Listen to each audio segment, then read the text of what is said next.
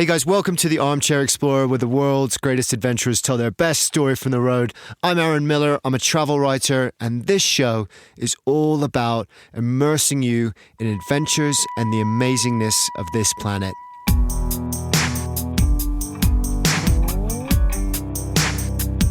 Today we welcome a guest who has truly changed the world. Praveen Moman is one of the world's leading conservationists. He's a visionary in his field, and he has helped to protect one of the most critically endangered animals on the planet, the mountain gorilla.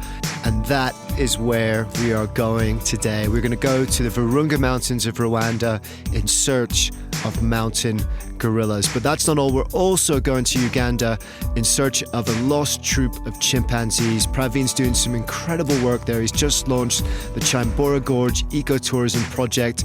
It was such an honor to hear all about it and hear about the incredible, inspiring work that he does, and to also go and see these two amazing animals, our distant ancestors, up close with Praveen. He's an incredibly articulate and inspiring guy, and he's just a lovely, lovely bloke. It was amazing to hang out with him. So if you are ready to hang out with him too, if you're ready to go and experience not one, but two of the world's greatest wildlife experiences, then strap on your boots, because I'm ready to. Let's start exploring. But first, just a quick thank you to everyone that has supported the show so far. If you're inspired by what you hear, please share it with a friend, and please leave a review for others to find so that we can reach and inspire as many people as possible. We are building a community here of travelers and explorers, of people that want to celebrate the amazingness of this planet by immersing themselves in every single inch of it. If that sounds like you, welcome. Let's hang out. Bring your friends. We're going to get on well. Finally, I want to give a big shout out to Volcanoes Safari. This is Praveen's company. He has 4 lodges in Uganda and Rwanda, and they are some of the most incredible eco lodges you will ever find. It's the backbone of how Praveen helps to fund his conservation efforts. And so you know when you go to these places that they're not just going to give you an incredible experience, but they're also going to benefit the destination, the people, the local community, the wildlife, and the land itself. But now, let's get ready for the adventure. Praveen picks up the story, talking about his early life growing up in Uganda. Well, my life has had many phases. I was born in Uganda and grew up there, as you said. And as a child, my father took us to all the different parts of Uganda regularly. And the reason for that was that he was passionate about wilderness and wildlife to the point of obsession. So we knew every corner of East Africa because he wanted to know it. And then that period ended. As you know, Uganda got independence in the early 1960s. And by 1972, there were all these changes when the Amin government said that people who were not Ugandan and who were Indian or white shouldn't be there, and they got expelled. So it was quite a major change for our family and quite a dramatic change to move on to the UK. So Praveen was forced to leave his idyllic childhood exploring these beautiful landscapes of Uganda. He was 16 years old. It was the early 1970s. The Idi Amin government expelled all Asians and Europeans from the country, and he and his family became refugees. They left for London and left everything they knew behind. It was a tough time. He thought he had lost his connection to Africa forever. But Praveen didn't give up. In fact, he thrived. He ended up working for the British government. He became a policy advisor to the European Union. He worked for the European Parliament. He had a hugely successful career that spanned more than 2 decades. But Africa, that Africa of his childhood, the Western Rift Valley, one of the most pristine and beautiful places on earth, filled with vast plains and mountains and crater lakes and forests and animals of every variety, was always in his heart. It called to him. It never left him. And then, in the 1990s, an opportunity arose, and he knew it was time to go home. About 20 odd years ago, I started rediscovering Uganda and thinking, well, things were settling down again. And even though I lived in London, how could I relaunch tourism since it was such a rich and special area? And so towards The end of the 90s is when I started looking at this area. Unfortunately, the timing wasn't initially very good because the area went into several years of conflict.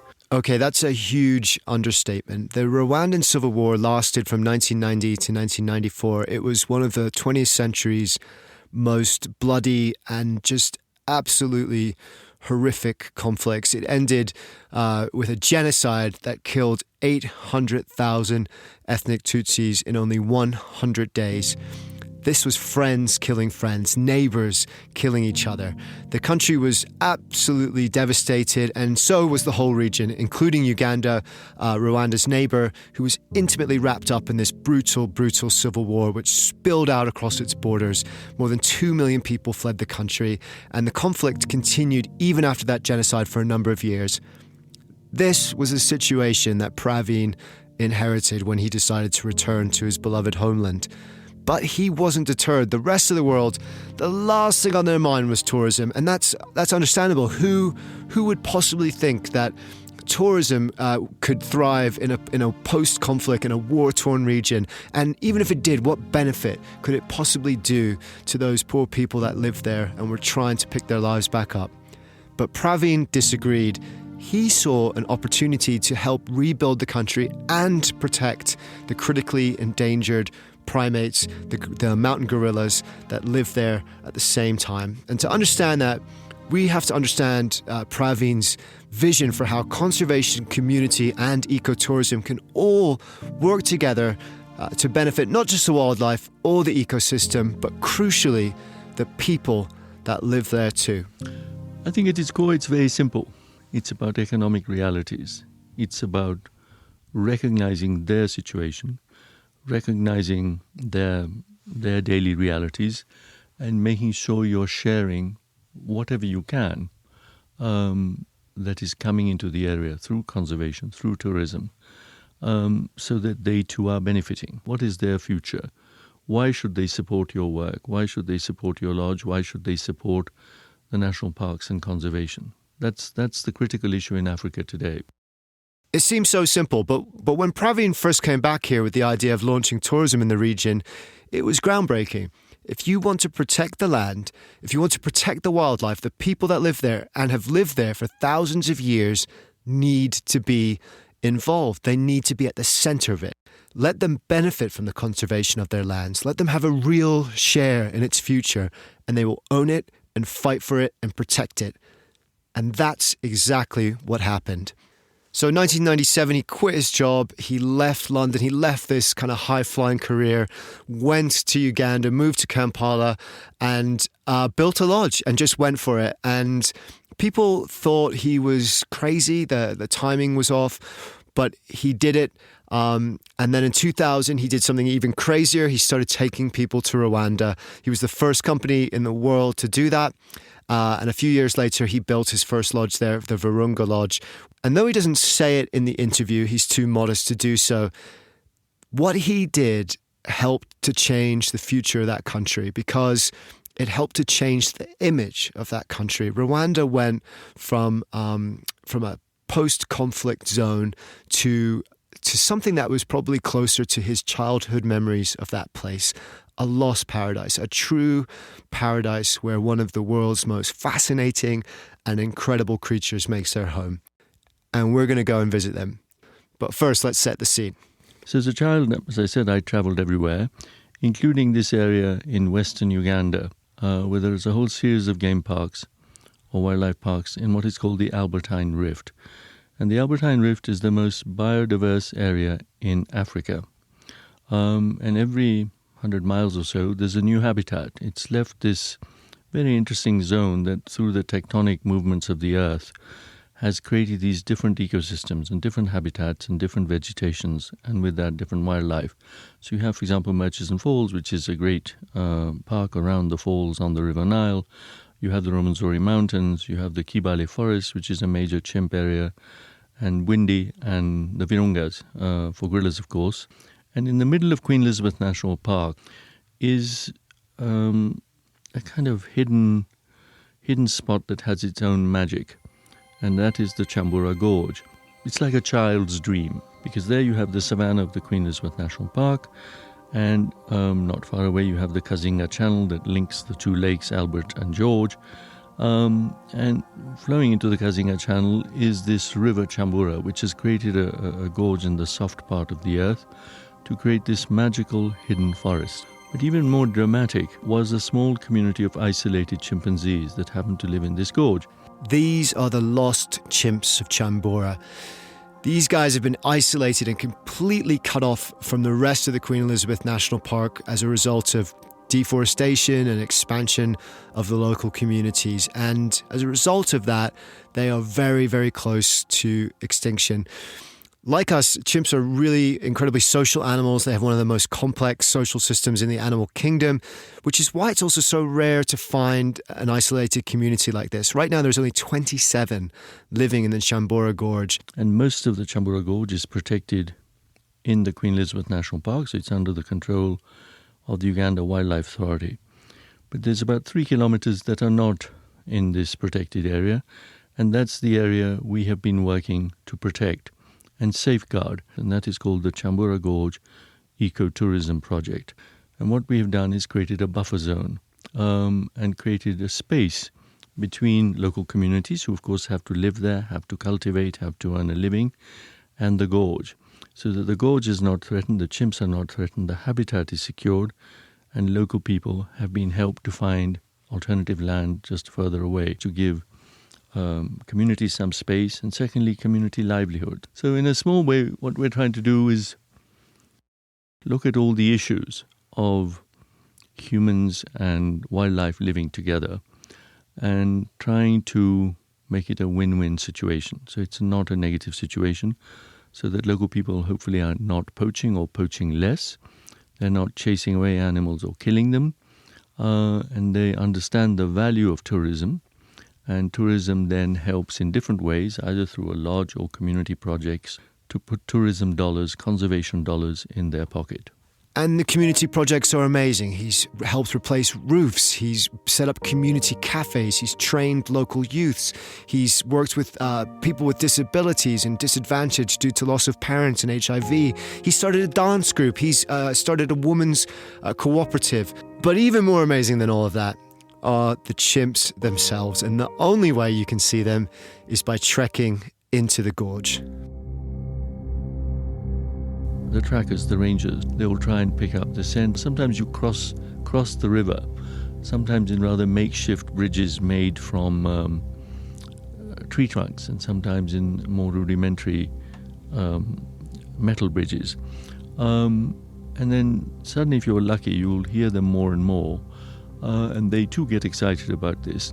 And usually they will want to come and have a look at you. So they will come down from the canopy and somehow come nearer you, just so that they're aware of what's going on.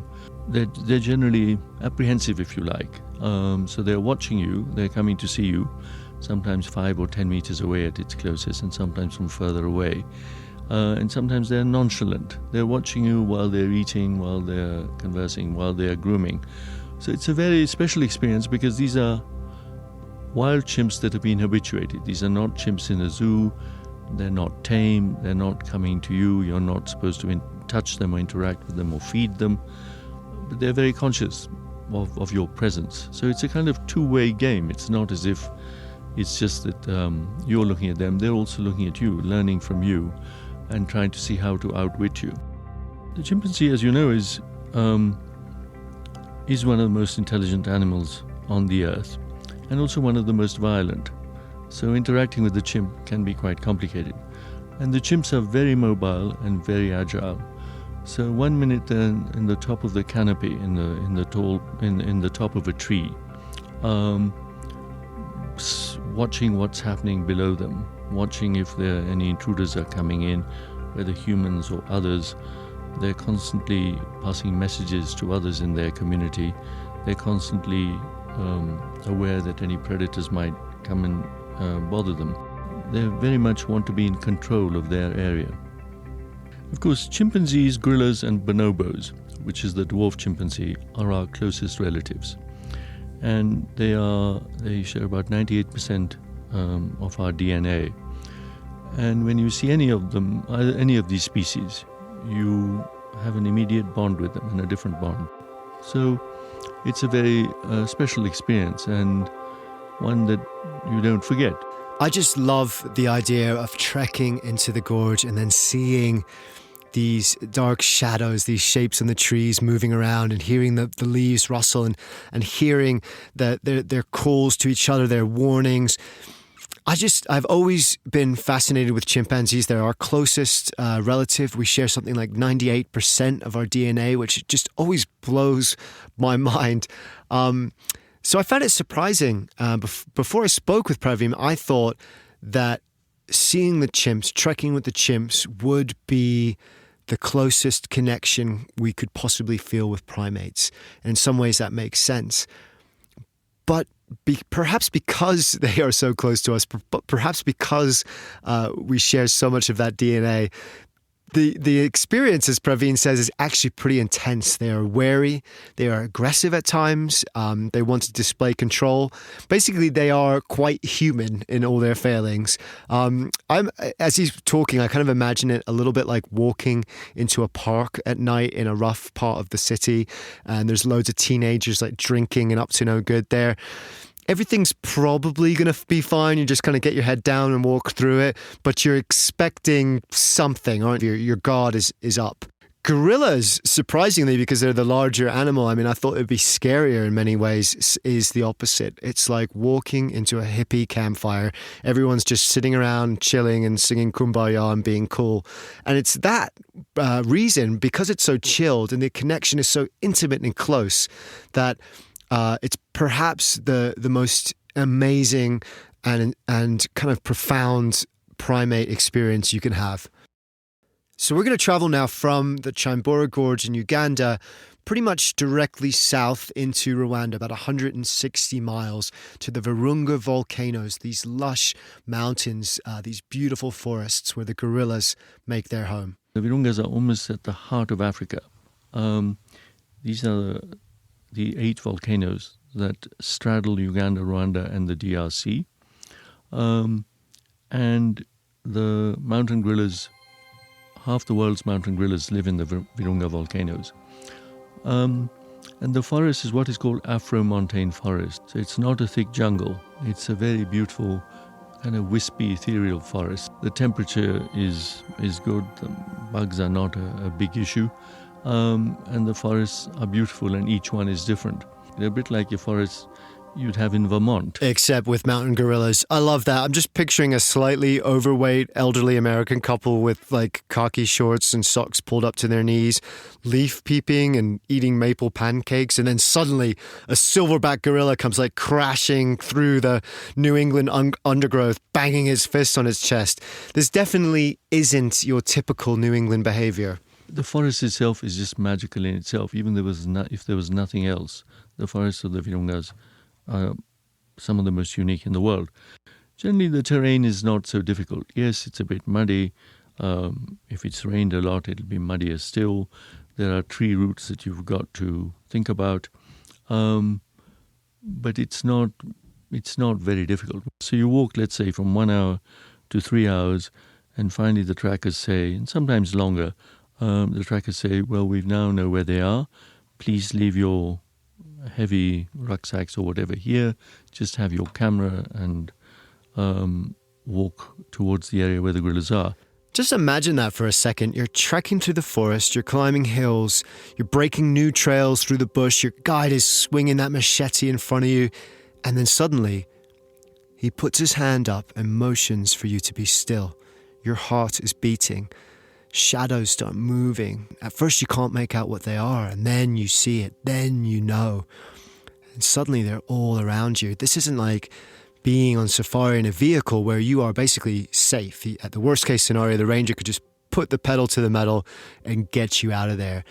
Here, you're on foot, you're on equal terms, you're in their home, and that is a completely different and more humbling experience by far.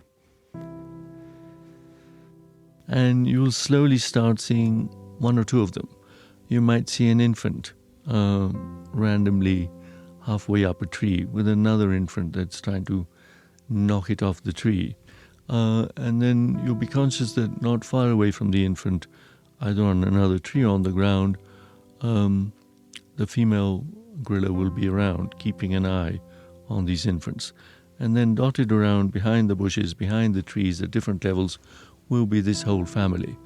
And the silverback at some point will make his presence felt. He'll be watching you, he'll come closer to you. If you're too close, if you intrude in his territory and you're too close, he's going to make you back off.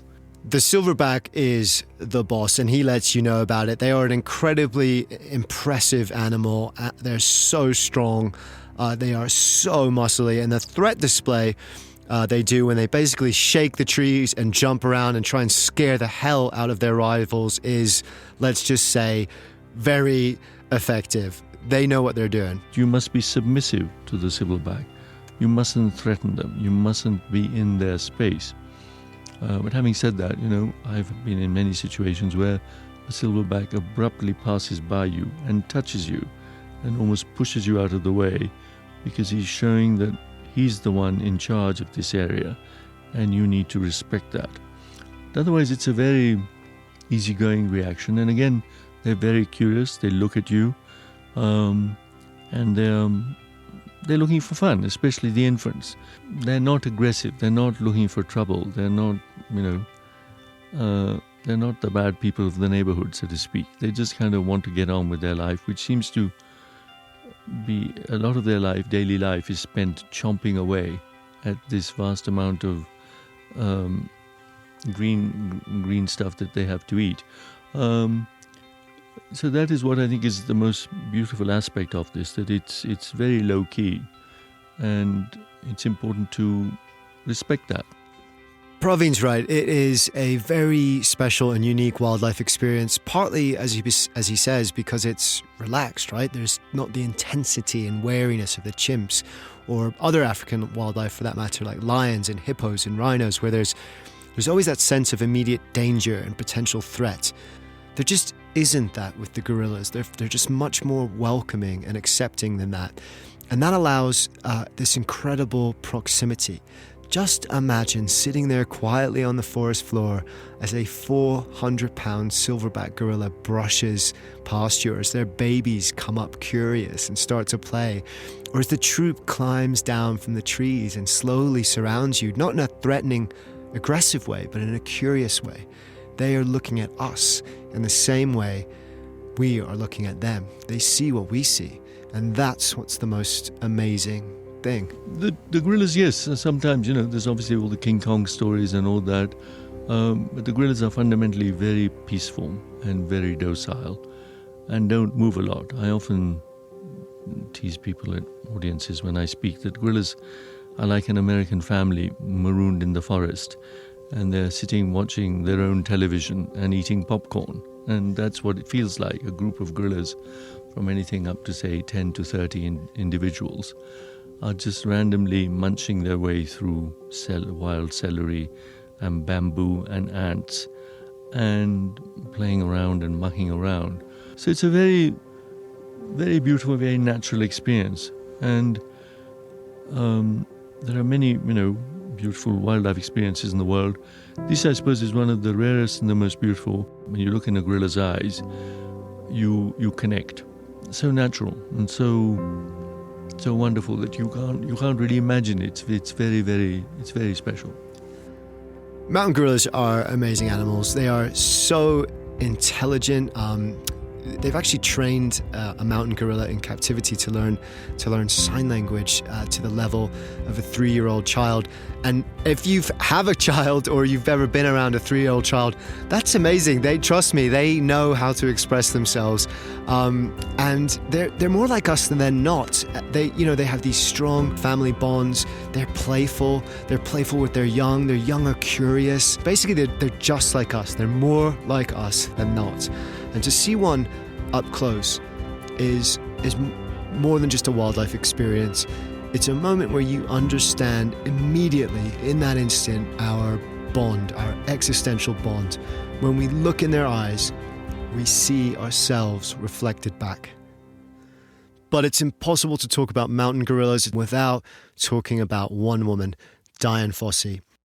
Dian Fossey was the famed American primatologist who basically the film Gorillas in the Mist was based upon. She came here in 1967, way before anyone else did, way before anyone really knew anything about mountain gorillas, and just set up a camp here. Just 2 makeshift tents to begin with, which she called Karasoki. And that would become very quickly one of the most celebrated research stations in the world. She spent the next 12 years living with the gorillas. I mean, that was something that she did before really anyone else. She would spend so much time with the gorillas that they accepted her as one of their own. She would imitate their behavior to gain acceptance, kind of knuckle walking on all fours, or chewing stalks of plants, or playing on their natural curiosity.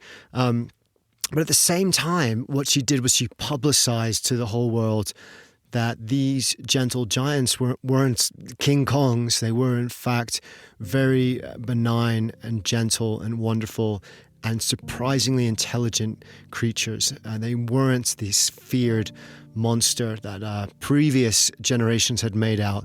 They were, of course, our distant cousins and something to be respected and protected.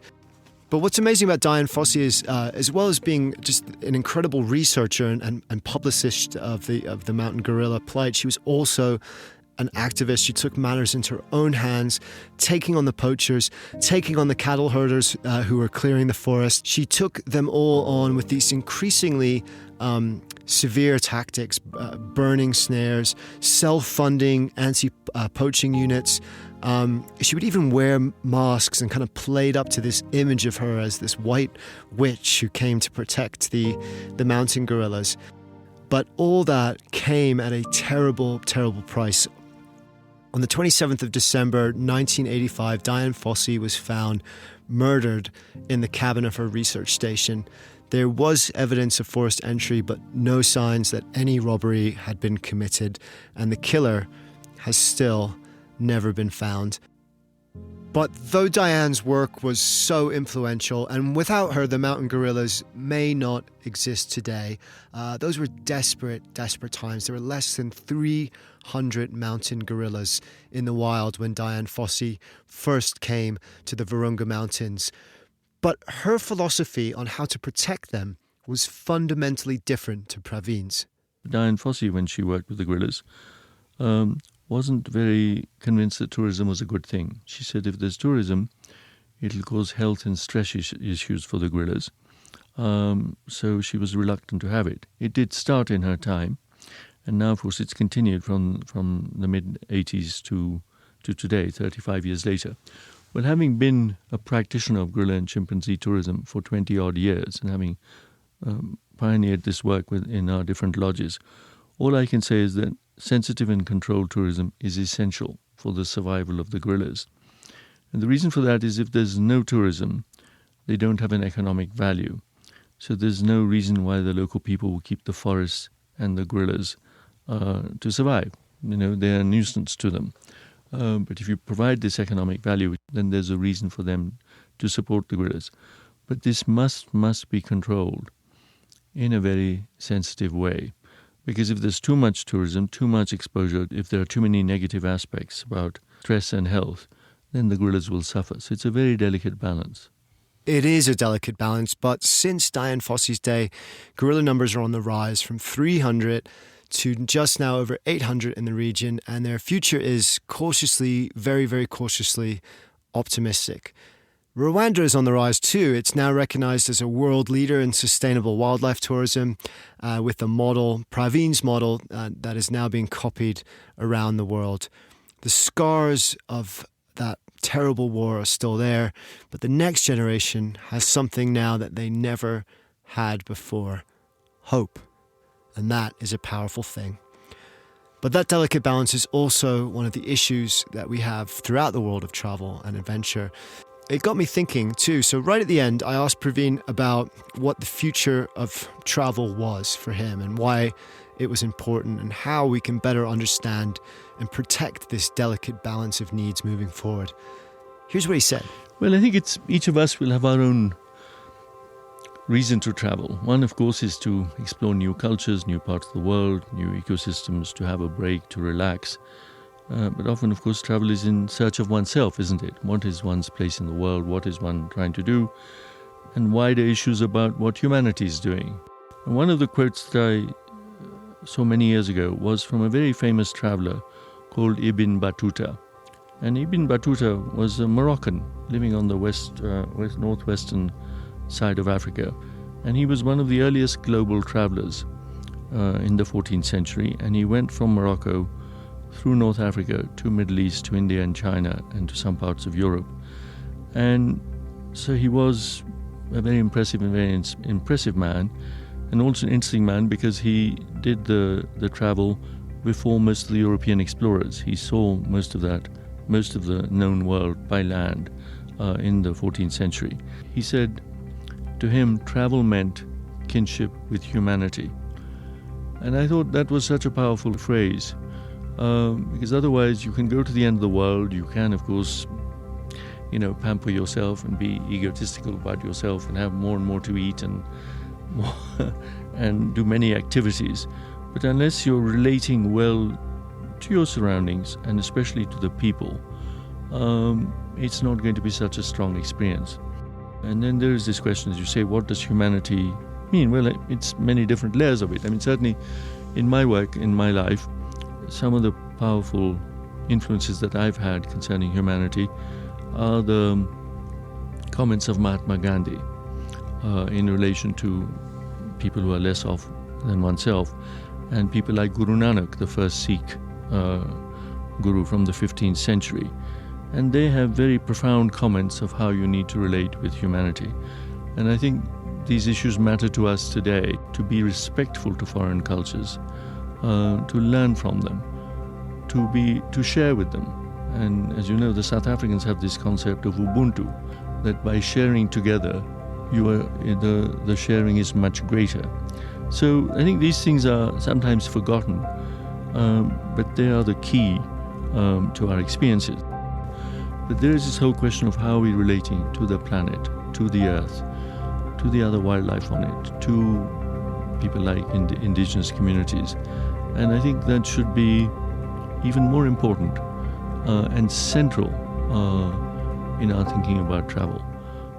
Because if we're not respectful to all these different components of the earth, we're not doing ourselves a service. Travel is kinship with humanity. I love that. I love that quote. It's one of my favorite new quotes, and I'm so pleased that Praveen shared that with us today, because it's true, isn't it? Travel is kinship with other cultures. It's connecting with other cultures, with other people. It's finding out about the ways that other people live their life. And in doing that, we can connect more deeply with them. We can empathize with them.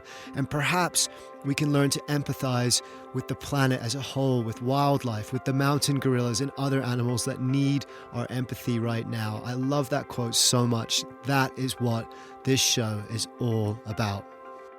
Thank you, Praveen. Thank you so much for this inspiring adventure and for the continued work that you do. And I just want to recognize some of that work. If you're interested in doing any of this yourself, please check out volcanosafari.com. That's his website. There really is no better way to see mountain gorillas in the wild. And you know that your money, it's expensive. It's not for all budgets, that's for sure. But you know that your money is going to good. It's going to help the gorillas. It's going to help the local communities. And he has now 4 lodges across Uganda and Rwanda. And so you can combine the mountain gorillas and the Kyambura chimps all in one incredible adventure. I really hope that one day I can do that too. Also in the show notes, I'm going to put up some more info about the nonprofit work they do and how you can get involved, as well as more about this incredible Kyambura Gorge ecotourism project. Please check that out to see how you can support creating this buffer zone that needs to be created. Finally, Praveen and I both wanted to highlight the Diane Fossey Gorilla Fund for the important research they continue to do in Diane's name. Go to gorillafund.org to find out more about how you can be part of helping to protect this incredible animal.